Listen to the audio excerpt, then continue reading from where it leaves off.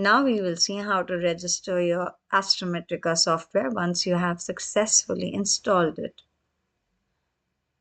After you have successfully installed your Astrometrica software, you will have to register the software so that you can use the software for free in this campaign and the campaigns that you would like to participate in future.